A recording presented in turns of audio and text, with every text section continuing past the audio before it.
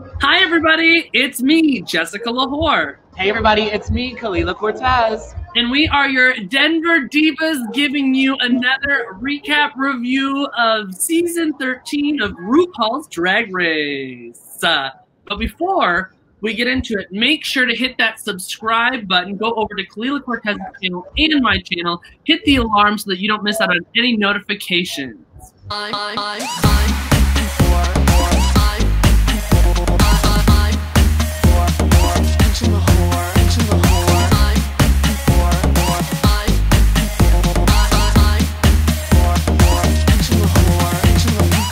Now, let's get into the episode, Kelela. This was a goop and a gag unlike any other season that we've done for RuPaul's Drag Race. Honey, they got to get creative at some point. You know, you can't just do the same thing every time. For me, I would say that I would rather lip sync any day than fall into a puddle of water or get sprayed with paint while I'm in drag. So, honey, I'm here for it. I think the worst is yet to come, and I'm really confused on how the lip syncs were judged. So you're like, thankfully they didn't dunk you in water or set you on fire, but I'm like, I bet you it's coming. Yeah, they definitely are going to do it. But I'm saying, like, on day one, like, when day one must already be stressful. I could not imagine day one being there. So it's already stressful. I would not want to be dunked in water or paint, but I lip sync pretty well. I used to lip sync every day of my life before COVID. So, you know, I'm more comfortable with that. Overall, for this first episode, it left us with a huge cliffhanger, not really knowing where they're going in what direction, and we're going to have to figure it out with the bottoms and the tops. So the first pair that walks in, Candy Muse and Miss Joey J, everybody. Candy Muse and Joey J. Candy Muse looks phenomenal. I love everything about the look. I think it looks it fits well. She looks beat in the face. If you don't know, in all reality television, in all television in general, there are handlers and things like that. So you're right. Candy Muse in a live did talk about how she wasn't going to use the boombox, but a handler was like, girl, I think you should maybe take your boombox out with you. And she was tired from carrying it. But let me tell you, I would rather be tired from carrying that all day if I look that amazing than I would without carrying it. Yeah, it was very, very her. And I think that's what an entrance look should be, is introducing yourself to the world as your top dog self. Maybe not best drag, but your most authentic drag. Well, and it's the only look that you have complete control over without fear of getting eliminated. Nobody judges it outside of people online. Nobody's going to tell you if it's wrong or right. But Amen. The people that are more authentic to what their look is feel more comfortable in the look that they're in. They're not trying too hard. And then Joey J, not the chicken feathers, girl. Are those chicken feathers? The best part about Joey J, though, because the look, let's be honest, I mean, we've seen it. It's a drag look. We've seen it done better, though. Like, the chicken feathers just ruined it. But the best part about it is she walked in and immediately said, filler queen. And that, to me, was just gaggy, because people always talk about there being a filler queen. And I'm assuming that people in her hometown, Phoenix, must have found out about her being on Drag Race. We're like, oh, she's just a filler queen. And she said, okay, girl, you want to call me that? I'm going to walk in and say filler queen. I love it. See, and why did I think first off the bat that it was like filler queen, like in the lip? And I don't know why it didn't click. So they get lip sync, and I would be gooped too if there was just the two of us and we had to go immediately to the main stage. What I like about this process is that they allow the entertainers to talk about their look. They allow the entertainers to kind of introduce themselves, and they get that before they get judged on like a runway or anything. Does that make sense? They do the first lip sync, which is Carly Rae Jepsen's Call Me Maybe. I think that it's a terrible lip sync choice. I think that song is a terrible lip sync choice for RuPaul's Drag Race. For the first one, for the introductory lip sync to the season. Yes, and I don't know if we really want to. I mean, people have already watched the episode, but there were a couple of songs that I think they could have like switched out and made them first, and that would have been cool. Like the Janet Jackson, because honestly, well, see, I've got all this tea that I'm not going to talk about yet. But if they would have put the Janet Jackson first, that would have been cool. If they would have put the Rumors by Lindsay Lohan first, that would have been cool. I think, Call Me Maybe was not the Carly Rae Jepsen song I would have chosen. I would have chosen that, what's the newer one? Cut like the Feeling? Cut to the feeling. Yeah. Belfagor. Belfagor. Yes, Belfagor. I love that performance. I love it too. When it came down to like determining them, I don't think that one was better than the other. I thought that they both did good in their own way for the song. I didn't think there was a winner per se. Like if I looked at both of them, I did not. I would say that they both did the song. Like one was not like amazing, one was not shitty. That's how I feel about it. Well, I'm glad that's how you feel. But well, I'm glad that's how you feel. But well, I'm glad that's how you feel. But no, I'm kidding. They both lip synced very well. The thing that saved Candy, I think, was her charisma with that whole, like, she picks up the boombox, turns it on, she sits it back down, and then at the end she picks it back up and turns it off. That sold it. You know what? We're both gonna knuck and buck. We're both gonna slay this. But I have this one little thing that I know I can pull out. And honestly, you know this is a lip syncer. Those things happen in the heat of the moment. They are not planned out. You don't think about those kind of things because the things you think about never happen. But those really great moments happen whenever you're just like, I'm going to pick this up right now. Boop, boop, boop. And the gag that she almost didn't bring it out. So that's crazy. You know, ultimately, when it comes down to it, Candy won the lip sync. It was if you had to pick one or the other, it was Candy that was supposed to win the lip sync. Joey J goes to the Pork Chop Lounge, but we don't really know exactly what that means yet, and how they're getting eliminated, if they're getting eliminated. But people are trying to figure it out. They bring in the second round of girls, Denali and Lala Ree. Lala Ree. Let me just say, makeup and lighting was not very in favor of quite a few girls for this season. One of them being really, really disrespectful and rude to Denali. She did look like she was new to painting. It wasn't bad. No. It was not bad painting, but it looked like she was a little new, and maybe that was lighting. It just didn't look as blended as I think she was going for, and especially when you do that harsh line, like, I don't know what they did to them. But it was not cute. But I will also say there are other girls who I dearly love their makeup, and it doesn't look the way that I know it to look in person, and you would think on TV with filters and shit. And when that runway, to get on that runway, it's very different also. The lighting in the workroom, I think, is different than on the runway. I'm convinced. Denali's look was really, really cute. I love the braid. Props to her for performing in those skates, by the way. But I like the look. It was really on brand, simple thing. Yes. What I know about Denali, it was very her. She sold it just like Candy did when she walked in. It was serving what I'd already heard from her in the Meet the Queens and on social media beforehand. So that was amazing.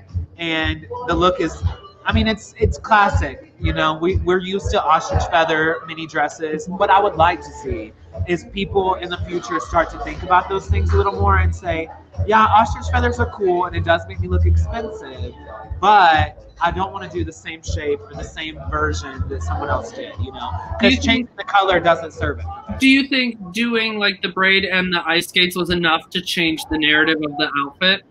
No, the ice skates maybe, but the braid also something that at least I have seen in drag before, you know? Long ponytails, long braids, that whole thing, we whip it around, like, I've seen it. With Lala Ree's, my first reaction when she walked in the door was I really liked it. As I continued to look at it and as she kept moving in it, I hated it more and more and more. Didn't fit.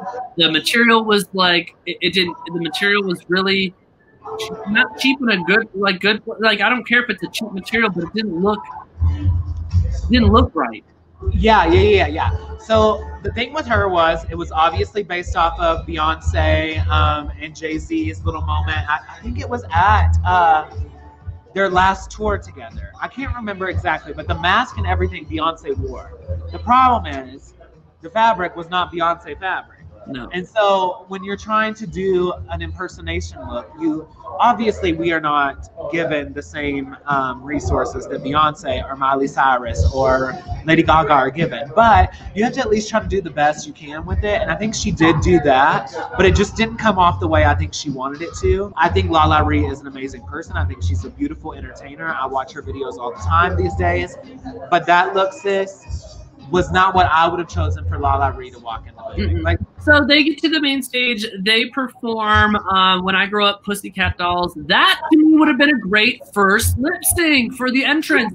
Who doesn't love that song? Nobody. So When I Grow Up is also a very newbie drag song, you know, like when you're starting drag, that's a song that I think everybody's performed. I know for us, the House of Cortez, whatever that may still be, performed that the first time, right, girl? The first time we ever came here, we performed that at Blush and Blue here in Denver, Colorado as a group number. It was tragic. Look it up. I remember that. Yeah, look it up on Facebook. It was tragic, but it's very representative of a new entertainer, or you just came into the building kind of a thing. It just felt like it was chosen specifically for them. And then when you look back at the other song, you're like, yeah, this kind of makes sense now why they did all, you know what I mean? So, yeah. When they're doing their lip sync, I definitely think that, for me personally, I think Denali would have won in my book solely for doing the tricks and for doing like the whole number in those ice skates and for being pretty like not chaotic about it, if that makes sense. There were chaotic moments for sure in the outfit. She didn't roll her ankle. She didn't do anything great. Yeah. She like powered through it. I know a lot of people are like, why didn't she take off her shoes? And I'm like, you don't want to lose a wig. You don't want to take off your shoes. And I think that her loss could have been just the fact that her chest showed during the lip sync. The titties. Yeah. You can just see it on Rue's face. Yeah, which is also crazy inside tea. So Candy, you know, she was holding up her little bralette the whole time. And Denali just showed her titties. The reason why, through watching Candy's lives, is because she has obviously a little more meat, like I did, in there. And so when you show your titties and they look like a woman, and now let me preface this by saying, this is terrible and this is not supported by me or Jessica. No. But when your titties look like a female or a AFAB person, apparently they can't show that on TV, but they could show Denali's flat chest. How rude is that? And I would have personally chosen Denali. Well, Denali joins Joey J in the Pork Chop Lounge. Lala Ree goes to the winner's circle, and they bring up lip sync number 3 and the second set of girls, which is Utica and Gottmik. Gottmik walks in, and they're beat per usual, like face-wise, like makeup is beat.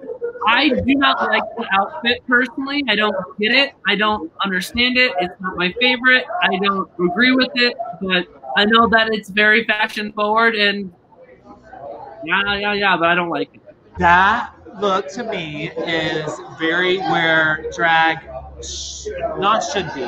Drag is going, and I love it.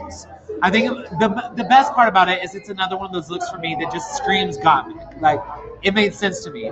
It reminded me of ice cream a lot. I saw this on Fashion Photo Review as well, and I was so glad that they said this because it reminded me a lot of ice cream. It was like, it just looked like confectious, and that to me, that's what Gottmik's personality is. It's like this just like bubbly, like super sweet, kind. I loved it. So I thought it matched Gottmik, but I didn't whatever you like, Jessica. I don't agree. Sorry, but that's okay. And then Utica comes in doing Utica. Girl, that was Utica, the house down boots. Like exactly what I expected. Sickening. Sickening.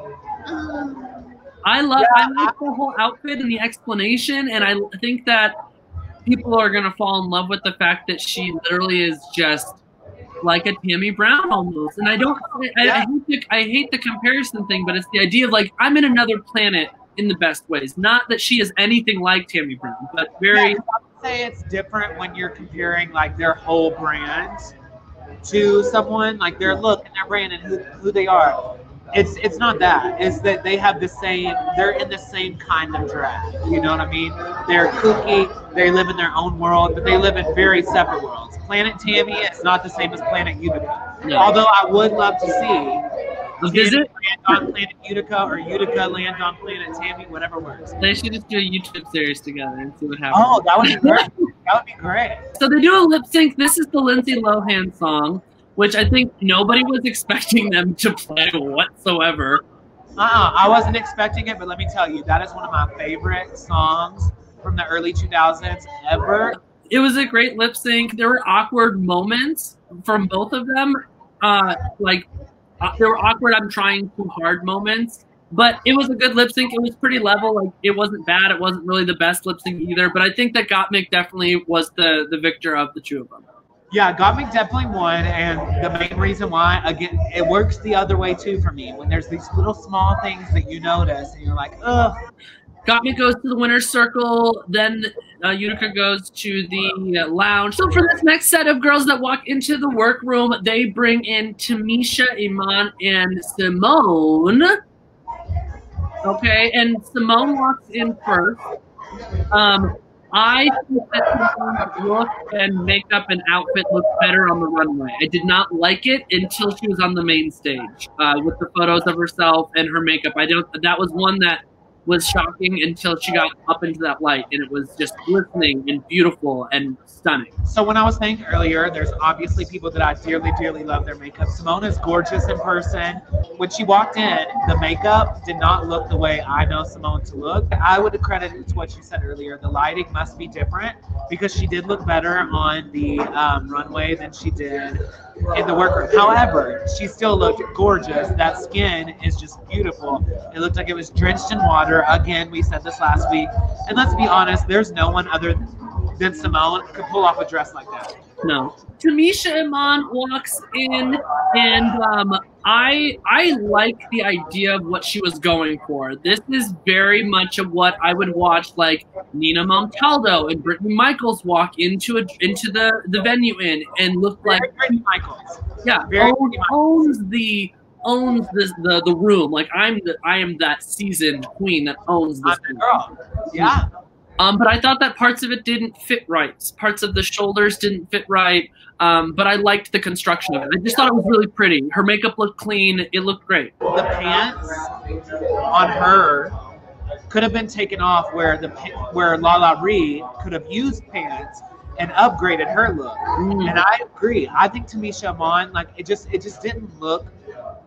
It did the pant part of it for me, and this happened with Elliot with 2 T's too. The pant part just looked like an afterthought to me. So they get to the center stage, and I'm kind of gooped and gagged to hear Tamisha's story with cancer and getting on season 12 and being like paralyzed. I'm literally kind of like jaw drop while I'm hearing this, and I'm even more gooped because their lip sync song was Janet Jackson, and she, from beat 1 to the end of the song, hit it like she was performing like a Janet Jackson performer. Yes, and so this is where I was talking about earlier. Tamisha Iman from the jump looked as if she was about to be the winner of that lip sync. However, when Simone, so Janet Jackson, that song says something about getting serious, and Simone said this, like with her hand, like she was about to slap Tamisha. She said, "Oh," and I was like, "Bitch, those are those kind of moments." And Simone really is the kind of lip syncer that I'm talking about. That always, she doesn't think about it beforehand, but when she's on stage, she picks up on these really witty, characteristic things that sell a lip sync. And to me, the reason why, and I know this is the greatest internet controversy when it comes to these lip syncs, I think Simone still beat Tamisha because she had that charisma to it. Tamisha, of course, was giving you Janet Jackson, but it didn't sell Tamisha to me. It sold Janet Jackson. And if I wanted to see Janet Jackson, I would go and watch Miss Coco Montrese perform Janet Jackson because she gives you Janet Jackson. I thought Simone gave you Simone in the lip sync, and she was the winner to me. Hands down, I ain't got no other opinions. And that's why I love her. So I don't think that Simone was the winner for that lip sync. I don't know if it's because we heard her story prior to her lip syncing, and I don't know if that would have changed what I would have perceived the performance to be, but for me to hear I was paralyzed in a wheelchair, I could not walk, to seeing that, immediately I was like in her corner. Like, to me, that was a jaw-dropping, like a punch of a first impression for coming back from that. That's kind of, I guess, but I don't know what it would have been on the flip side. But I will say that Simone is a better lip sync assassin than Tamisha. When I was looking for face and when I was looking for energy, that's what I was getting from her. But when I was getting like the production, that's what I got from Tamisha. So regardless of our opinions, Tamisha Iman goes to the Pork Chop Lounge, Simone goes to the winner's circle, and they bring on the next set of entertainers, which is Rosé and Olivia Lux. Yeah. So Rosé. That's wild to me because of the whole storyline. Olivia, because in the workroom we hear, which we already knew this, that Olivia Lux is the newer queen from New York, and Rosé is obviously a seasoned queen, whatever that means. And that is a gag to me. It felt like to me if I walked in and I would have been lip syncing against someone in my community like Queen Anthony, James Gerard, honestly, maybe even Simone, because Simone came before me in Arkansas. It would have felt very like, oh shit, you know what I mean?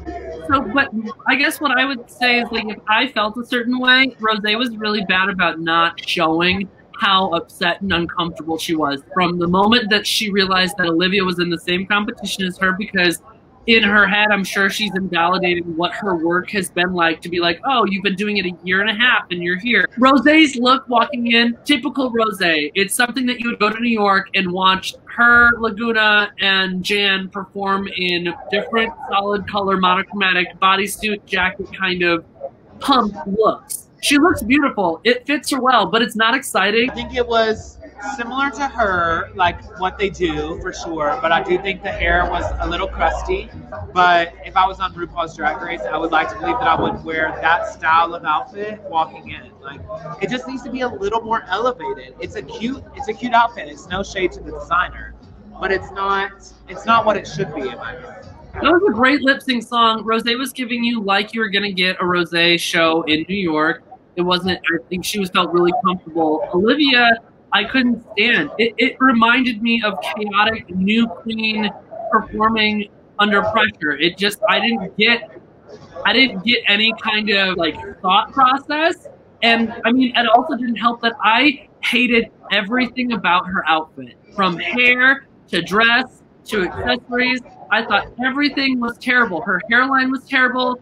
Her ponytail hair was great, but it didn't belong in her outfit. Yeah, I would agree about the look a little bit. I like the concept. I like that color scheme is always good for me. But it made her look a little, like her body not look the way I know her body looks like. Exactly. I didn't like it as much as I wish I would have. But I will say I liked it better than Rosé. Rosé, for me, is a type of queen, and I want to say this as respectfully as I can. Rosé is a type of queen to me that she really is just she's only about her.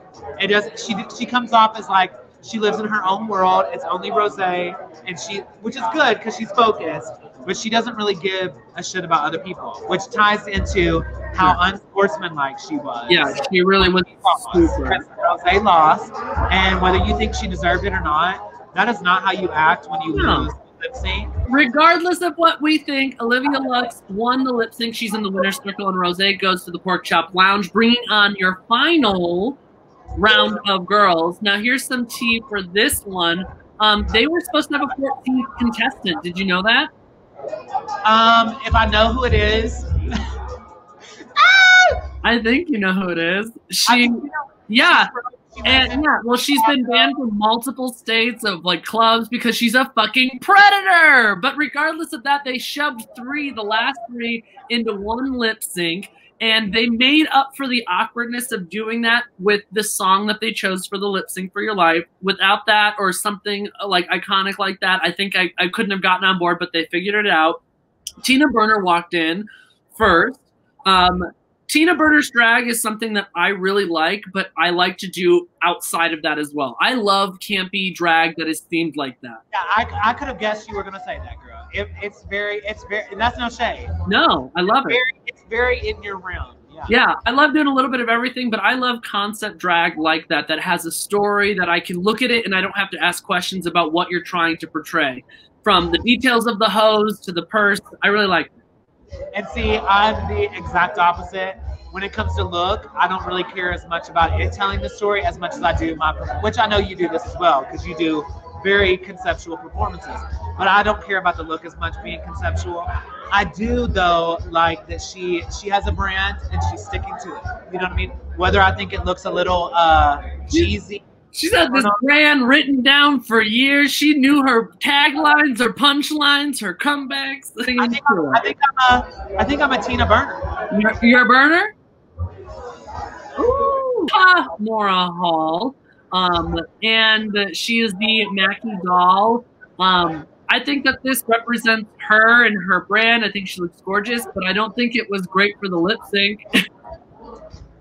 Yeah, I mean, it was OG, like, it was a true Bob Mackie dress. Bob Mackie made that dress. Well, I don't know if he made it, but somebody made it under his name.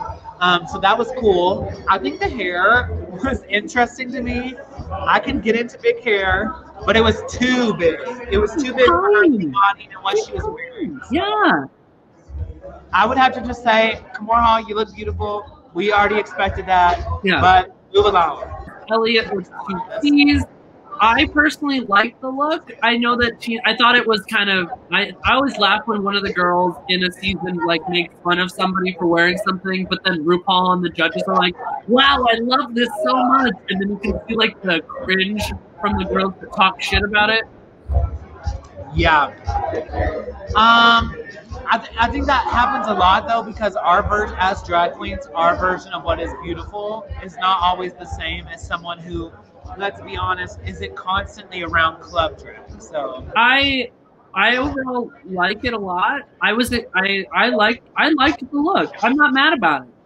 I had to start that off nice because I will be very honest. I absolutely can't stand the thing that girl does. Really? The way she talks, the way she looks. That's very rude, I know, and I shouldn't be that way. And God will have to forgive me at some point. But at the end of the day, out of the 13 girls, I really can't get into her gigacy. So the lip sync was Lady Marmalade, which saved this 3-person awkwardness in the workroom for this elimination. And I do think that Tina Burner did the best of the 3 of them. Kamora looked uncomfortable, like the wig was too heavy and the dress was not fit for that performance. She looked beautiful as fuck lip syncing. And I thought Elliot, for being a professional dancer, didn't give me what I was hoping for. Thank you. I was about to say that. And Elliot, if you're going to come on as a professional dancer and you're going to talk all this, because she talks a lot, girl, if you're going to be a dancer, why did I not get no pirouette, no fan kick? No, nothing. And I don't want to hear that I'm waiting to like showcase that. No, that was your time to showcase it. Don't wait. Outfits, performances, ideas, do them while you're on the show. So Tina Burner wins that lip sync. She goes to the winner's lounge. Elliot with 2 T's and Kamora Hall go to the pork chop lounge. Everyone's pissed in the lounge. They hear over the loudspeaker that one of the girls in the pork chop lounge has to get eliminated. They have to vote on them. We're going to find out how that plays out tonight. Based off of this first episode, who do you think could be going home? Ellie with 2 T's. First of all, first and foremost, I think she could be going home. My second person to say that they would probably be going home, and this is very sad for me, would be Joey J. I think that it's either Elliot, Joey J. So yeah, we'll see what happens with this next episode. Let's be honest. Not only do we know this for a fact, but I would have guessed that this was the most watched episode of any season ever, of any season of Drag Race ever. So this was your Denver Divas review for episode 1 of season 13. Stick around for weekly releases for other recap reviews of RuPaul's Drag Race season 13. Make sure to subscribe, comment below what your opinions are. Do you agree with Kelela? Agree with me? Hate us both? It doesn't matter, because our crusty 2 cents aren't on the show. We're sitting. Girl, look, you want to see my shoes today? I think I'm gonna always show my feet. I got my forces on. Air Force Ones, honey, right here. This is Ow. No, seriously, thank y'all so much for tuning in. I love the response we got from week 1, and I can't wait to see what we do every other week. It's super cool to work with you, Jess. I love you. I appreciate you. I respect you. Thank you for having me. It's a great time. I'm excited, and we'll see you next time. Bye, everybody. Yes. Bye.